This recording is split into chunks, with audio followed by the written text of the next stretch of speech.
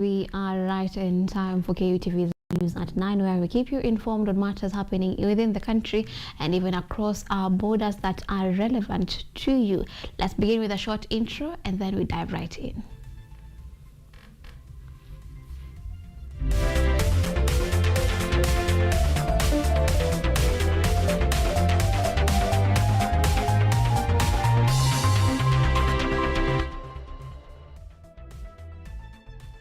This is KUTV Primetime News with Yvonne Kemuma. I'm accompanied by Mutava Mwangeli on the sign language interpretation. Do engage with us on our socials on X at KUTV Kenya, at Kemuma_Monari on YouTube. We are streaming live at KUTV News Kenya. We begin now. President William Ruto has criticized his political opponents, urging them to present an agenda policies and a development plan for Kenyans. The president further noted the need to entrench national development projects within the law. He was speaking at State House Nairobi during a meeting with thousands of Muslim religious leaders. The president further emphasized that his government has upheld equality for all Kenyans, distinguishing his administration from those of his predecessors.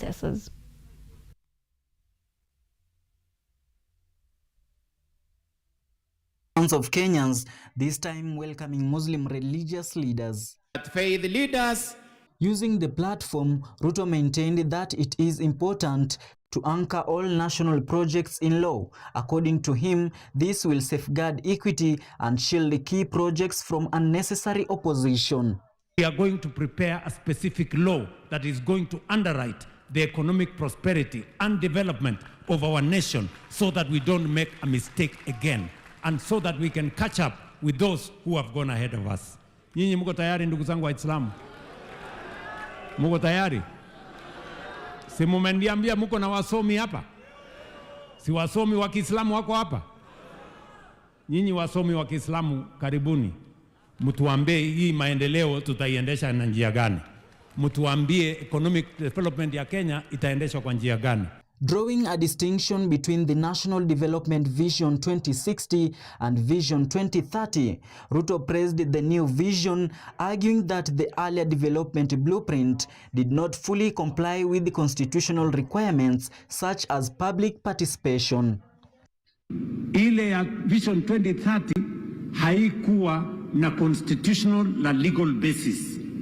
This time round, we are going to write a vision for our nation based on the constitution, and we are going to prepare a specific law that is going to underwrite the economic prosperity and development of our nation so that we don't make a mistake again. Ruto also turned his attention to his political opponents, criticizing them and urging them to present their own policies and development agenda for Kenyans. Kuna watu wanafikiri watatuchezea karata ya kamari. Kasongo must go, alafu ati wapite. Hapana, ikae namna hiyo. Tafuteni sera bwana. Ati watatuchanganya. Ati wakuje tu waimbe hapo, one time, Kasongo, must go, sijui nini. Ati alafu wapite. Watapita namna gani? Na vile tuko macho. You have to do the difficult task, my friend. Utuambie, wewe cost of living, how are you planning to reduce the cost of living? Mutuambie. Addressing the gathering of religious leaders, Ruto defended the Affordable Housing Program and the Social Health Authority (SHA). He emphasized that these initiatives have fully taken into account the requirements of the Islamic law. Rajab Juma, KUTV. Now, Deputy President Kutv has called for Africa to push through with its journey towards becoming a developed first world continent. Speaking on behalf of President William Ruto at the Infra for Africa Forum and the Africa 50 General Stakeholders meeting in Dar es Salaam, Tanzania, Kindiki said Kenya is already implementing long-term infrastructure financing models to support sustainable development. Excellency, delegates at the Infra for Africa in Tanzania, the Deputy President urged African governments to shift focus from short-term political and economic interests to long-term development strategies, transforming the continent over the next 3 to 5 decades. Additionally, he noted that Africa must build confidence in its own capabilities, continent, the required human capital and natural resources needed to match developed nations. Many scholars and policymakers have cited the fact that Africa's arable land, mineral wealth, including natural gas, a good population, as drivers of Africa's future. The only thing I want to add, even as I go into energy projects, is that Africa needs to build confidence in itself. He also emphasized that development must go beyond roads, railways, and ports, calling for stronger governance, political stability, technological advancement, and public-private partnerships. We have also learned about the power of regional trade and cross-border infrastructure, which has been alluded to by some of the previous speakers. And we need to organize ourselves. In this space around LNG, for example, the pipeline from Mozambique, Tanzania, I see no reason why it should not extend to Kenya. The forum was hosted in Dar es Salaam by Tanzania and featured a keynote addressed by President Samia Suluhu Hassan with former Tanzanian President Jakaya Kikwete and other regional leaders in attendance. Shebube, KUTV. Now, Kenyatta University has absorbed 432 seasonal employees into permanent and pensionable positions following a staff vetting exercise conducted under Public Service Commission guidelines. However, 243,000 employees did not meet the university evaluation process.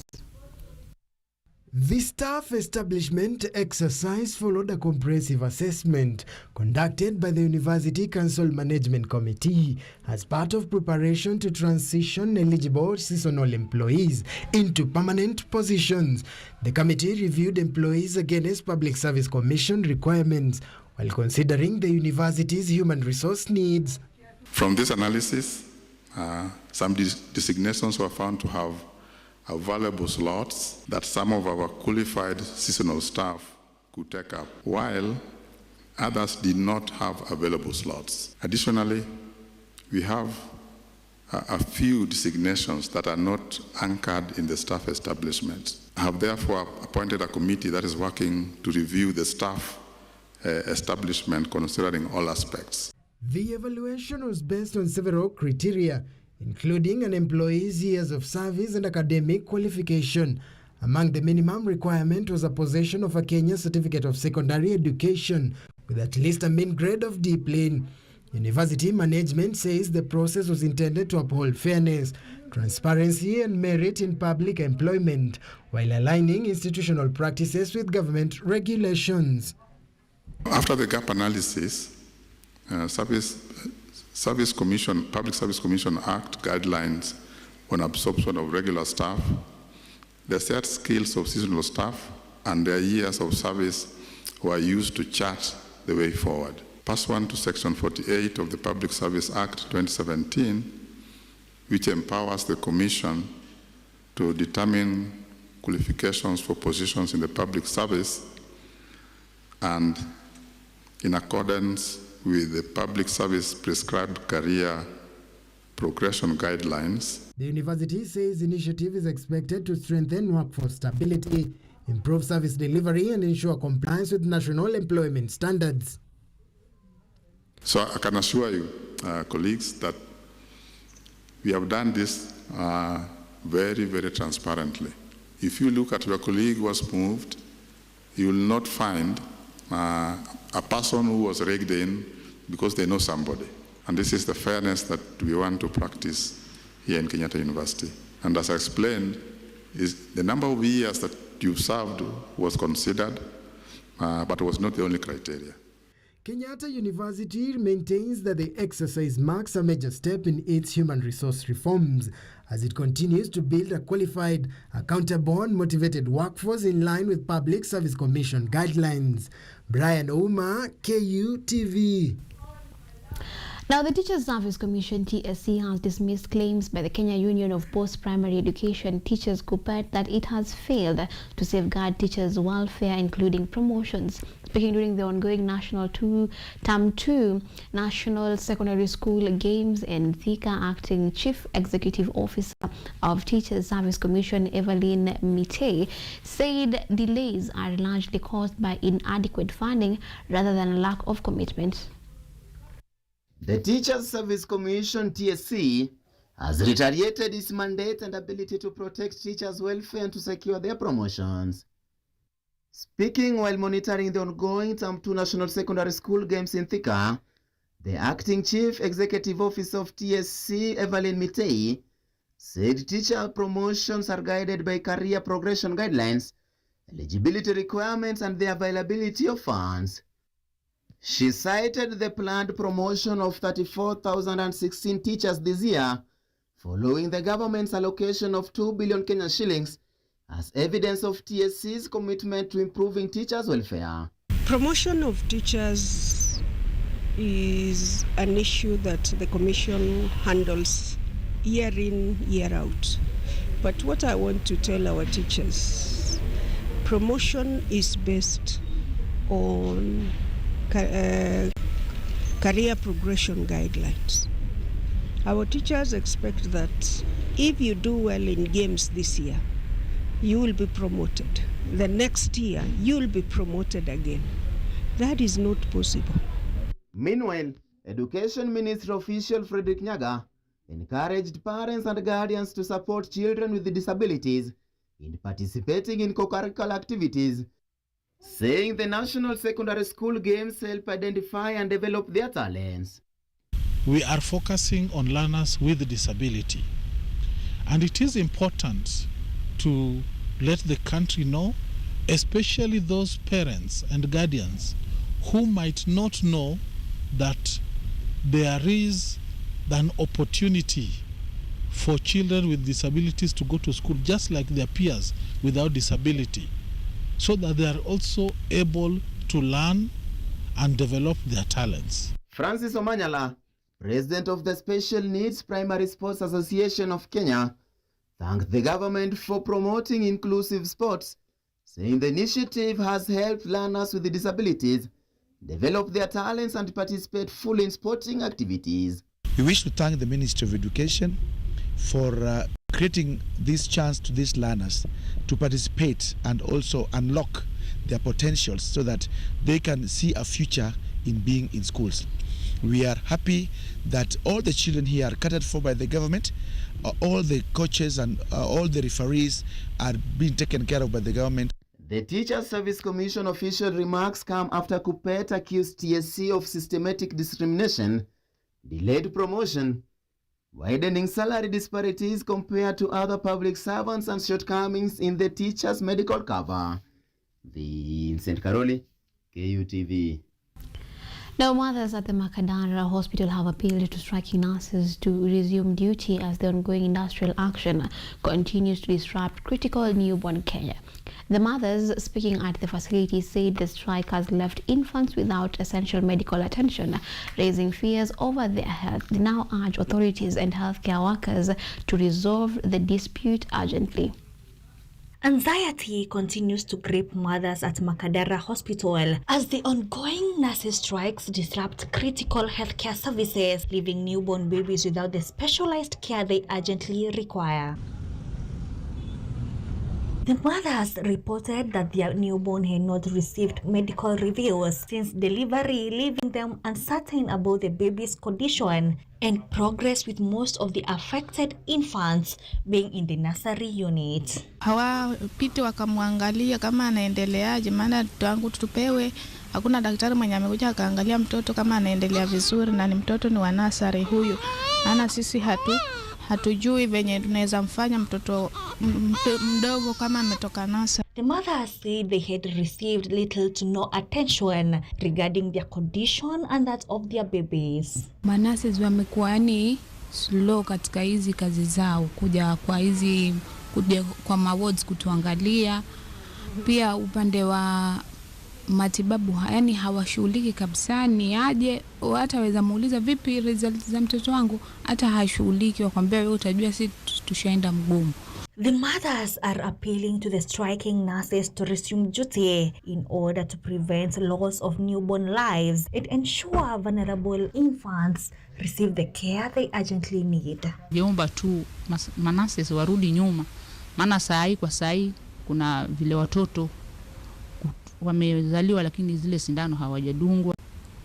Alafu pia hiyo mambo ya vifo pia ita-increase kwa sababu sasa hiyo ndio tegemeo yao. The mothers expressed concerns that their newborn had missed essential vaccinations and said they had no information on the baby's current conditions or progress. Kwa saa hii bado hajadungwa na wamesema utakwenda ukatafute mwenyewe kwenye utakakodungiwa, na it's very risk. The mothers have urged the nurses to return to work, warning that prolonged disruption of services could lead to more infants' deaths and calling for urgent action to protect the lives of newborns. Murugika K, KUTV. Now, hundreds of traders previously operating at car wash in Mlolongo are counting losses following an overnight demolition exercise allegedly carried out by the Kenya National Highways Authority. According to them, the demolitions were carried out without proper notice. They are now demanding answers on the reasons for the demolition and why they are the only ones being affected.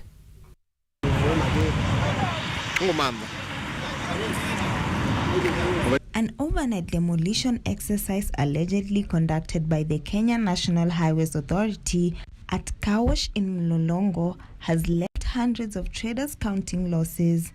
While expressing their dissatisfaction with the raid, the traders have raised a number of questions. Swali langu ni kwa nini vijana ambao ni wadogo na sisi ni wahusika ambao tulioweka hapa ndio waweze kupata mapato yao kidogo kidogo wanabomolewa? Wakati tuliofika hapa tulipata gari ya Kena na tuliweza kuongea na afisa wa Kena ambaye alikuwa hapa ground, lakini maneno alikuwa anaongea, tukimuuliza maswali hakuwa anajibu. Anasema ni instructions from above. Which instructions from above? Na Kenha, this is the second time wanatubomolea. This time they have removed everything. They have dismantled everything nearly to the bare minimum. We have nothing now to put our hands on. The traders further raised concerns over poor communication and a lack of consistency with the demolitions, seeking answers as to why demolitions were only taking place at their center. Tukiangalia all the way from Mlolongo kuteremuka kwote, watu wamejega kwa barabara, watu wamejega kwa mitaro na hawaulizwi na hawabomolewi. Mbona sisi tunabomolewa? Akasema ni barua imetumwa kwake na lawyer anaitwa Mutinda, na amesema tuondolewe, anataka kufanya beauty. While many traders and locals remain stranded on how to proceed as others quietly collect what was left after the demolition of their stalls and kiosks during the night, the Kenya National Highway is now in the spotlight to issue a statement regarding the matter. Okay, now let's take a break on the bulletin, and then on the other end I'll be back with more reports, so see you then.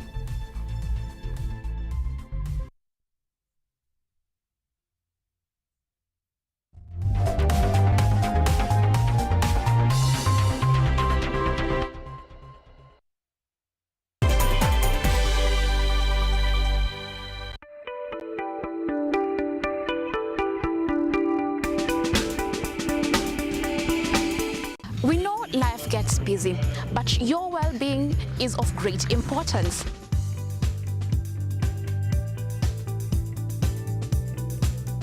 At KUTV's Focus on Health, we cut through the clutter, bringing you expert advice to keep you well informed for your well-being and that of your family. Every Thursday, 7:30 p.m., join me, Yvonne Kemuma, as we bring you health and wellness right at home.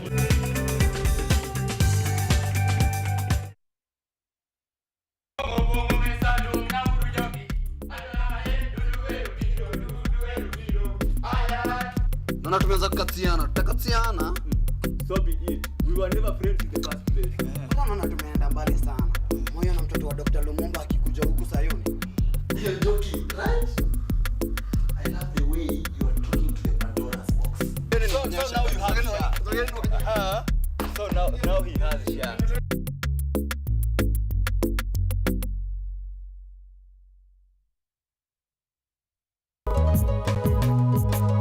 Msana lugha. Lugha ni zaidi ya maneno. Ndio maana sisi Waswahili kila siku tunaitumia kazini, mitaani, kwenye mapenzi na katika jamii. Jiunge nami Padironga kila Jumapili katika Mawimbi ya Lugha, tukichambua Kiswahili kwa undani, maana yake, mabadiliko yake na nafasi yake katika maisha yetu. Kutoka utambulisho, mapenzi hadi mustakabali wa lugha yetu. Mawimbi ya Lugha kila Jumapili, usikose saa 2.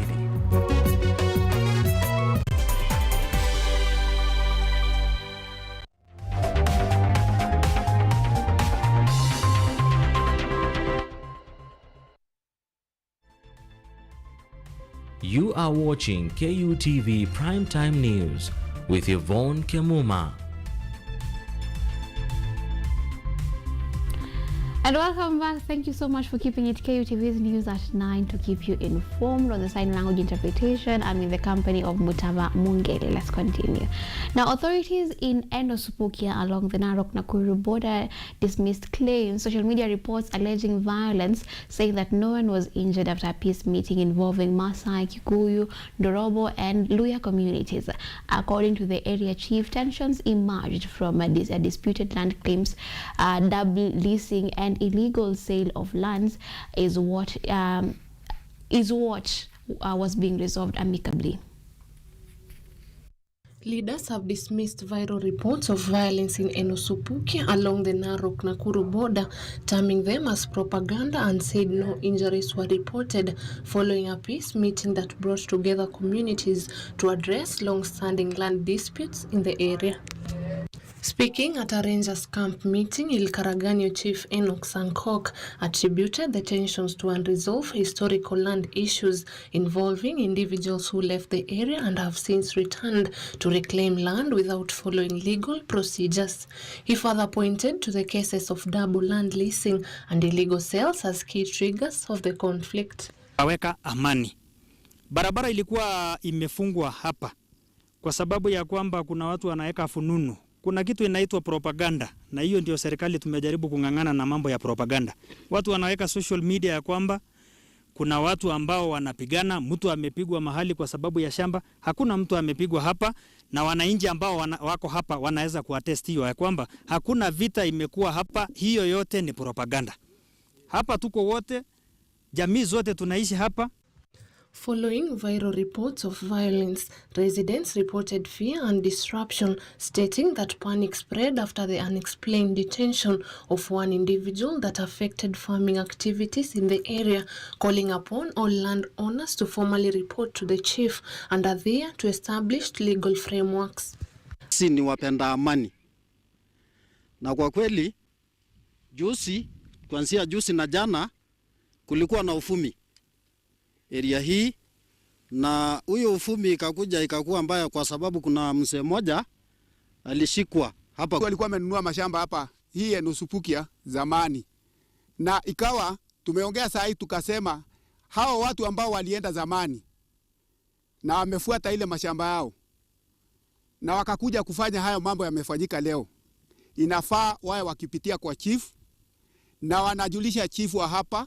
Additionally, residents noted that although fear had spread in the region, calm has since returned, allowing farmers to resume their activities and continue working on their land without disruption. Kama juzi na jana imekuwa na tatizo kidogo ya Wamasai. Wanasema kuna watu wamekaa kutoka 1992 hawajawahi fikia mashamba yao. Sasa wengine wanafikia kisirisiri. Sisi wote tuko na amani. Tukikuta Wamasai kama hapa tuko katikati ya Wamasai na Wakikuyu. Tumechanganyana Wamasai na Wakikuyu. Hapa nyuma yangu ni Wamasai na Wakikuyu, tuko ndani na tuko na amani.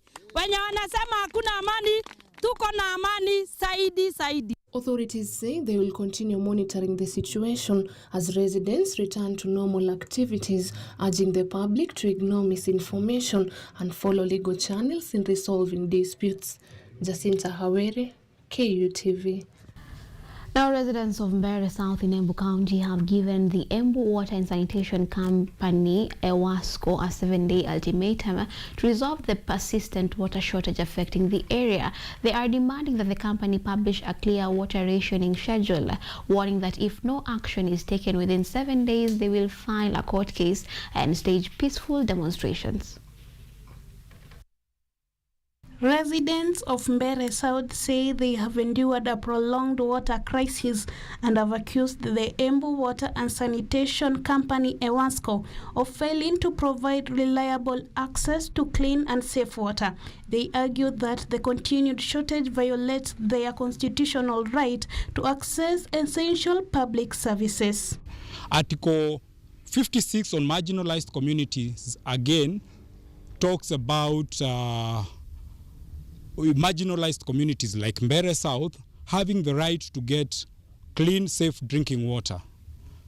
Now, EWASCO has been in blatant contravention of the Constitution, and we want to issue a 7 days ultimatum. Led by youth leader Derek Ireri, the residents have urged EWASCO to make public a clear water distribution schedule so that residents know when and where water will be available.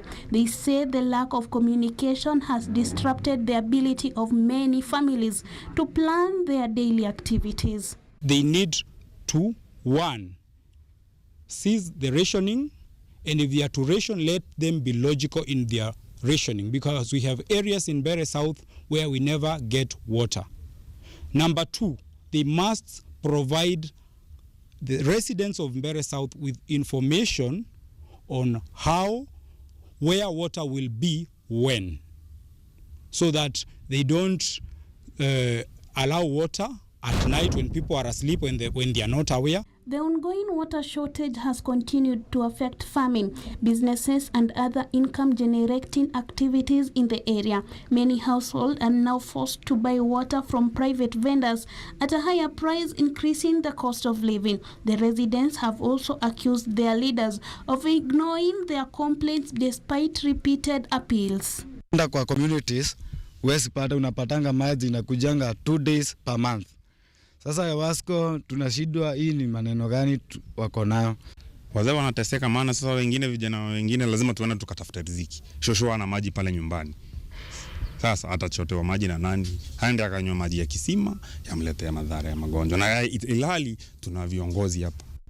The residents have warned that unless decisive action is taken within the next 7 days, they will file a case against EWASCO in court and organize peaceful demonstration to demand the restoration of a reliable water supply in the area. Yvonne Shirisha, KUTV. Now, community leaders in Kwale County are raising concerns over the state of the blue economy, calling on Mining and Blue Economy Cabinet Secretary Ali Hassan Joha to initiate dialogue with the coastal communities, urging that the promise of the blue economy remains unfulfilled as local youths continue to miss out on employment opportunities and the region's vast marine resources. Community leaders in Kwale County are calling on Mining and Blue Economy Cabinet Secretary Ali Hassan Joho to convene dialogue with coastal communities, saying thousands of young people along the coast remain unemployed while opportunities in fisheries, aquaculture, marine transport and other blue economy sectors continue to benefit only a few. Blue economy ilikuwa imeanzishwa, nia yake ilikuwa ni kufaidi vijana wa Kenya nzima, lakini hususan vijana wa pwani. Lakini hata ministry hiyo, wizara hiyo pia ya blue economy haikutengenezwa kulingana na vile ambavyo ilikuwa hiyo draft blueprint ya blue economy haikuwa implemented kama ilivyokuwa. Speaking during a meeting in Lungalunga sub-county, Kadwasili party leader Muzoanzili urged the government to involve communities from Vanga to Kipini in developing practical strategies to expand jobs, skills and training investments for local youth. Ile department ya fisheries, ile headquarter ya fisheries ofisi kuu imejengwa Nairobi, badala ya kuwa ijengwe Lamu, ijengwe hata kama ingejengwa mbali zaidi, ingejengwa hata kama ni hapa Taita. Lakini wale ambao wako karibu na bahari wangejengewa ile fishing center, ile nyumba kule Nairobi ambayo ilijengwa kwa gharama nyingi na hainufaishi wavuvi, inanufaisha wale contractors waliofanya hiyo kazi. The leaders also called for the Department of Fisheries to be relocated to the coast, saying the move will improve service delivery and strengthen support for local fishing communities. They further urged the government to ensure equitable sharing of benefits from fisheries, mining and other marine investments while resolving long-standing land disputes affecting coastal communities. Sijui na wanakuja tu na kupima mashamba bila ya mwenyewe. Hicho ni kitu kinanisikitisha na kinasikitisha kila mtu. Ingekuwa inakubalika yule mwenyewe ambaye yuko pale, shamba lake likipimwa awe yupo. Shamba lake likipimwa awe majirani zake wapo, kama vile haki ilivyo. Leo mtu anapima shamba tu na wewe haupo. The community leaders are now urging the Ministry of Mining and Blue Economy, together with county governments, to initiate inclusive dialogue with coastal residents and ensure the region's marine resources translate into jobs, investments, and lasting economic benefits for the host communities. Milka Thoya, KUTV.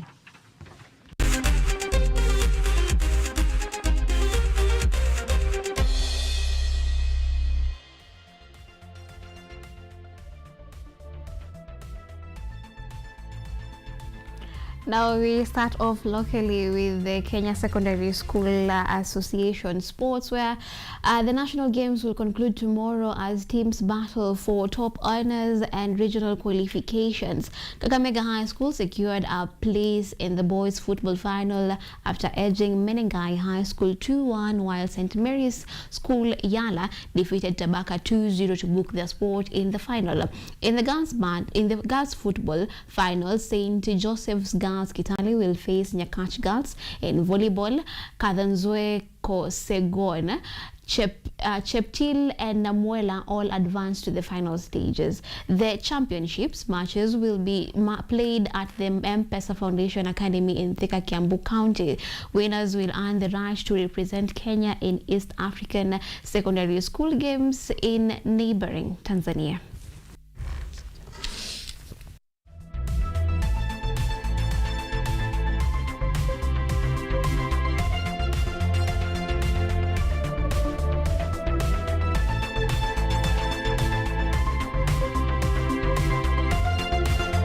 Giants Gor Mahia, popularly known as Kogalo, have secured a place in the final of the Sekafa Kagame Cup, currently underway in Kigali, Rwanda. Gor Mahia advanced after defeating Al Hilal in a dramatic penalty shootout following a 1-1 draw in regulation time. The Kenya champions will now face host Rayon Sports, who head in for the finals with a perfect record after winning all 4 of their matches in the tournament. The highly anticipated final will be played on August 7th.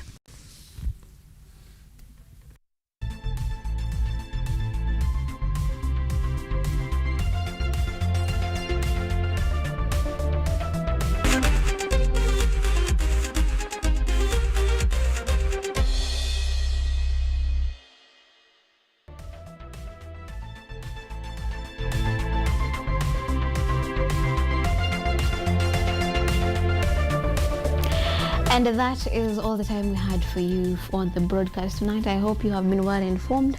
You can continue engaging with us on our socials beyond this particular bulletin, on X at KUTV Kenya, at Kemuma_Monari on YouTube. Find our news broadcasts on KUTV News Kenya, and at KUTV Kenya, find all our normal programming. Until next time, same place. My name is Yvonne Kemuma. I've been in the company of Mutava Mongeli. Have a good night.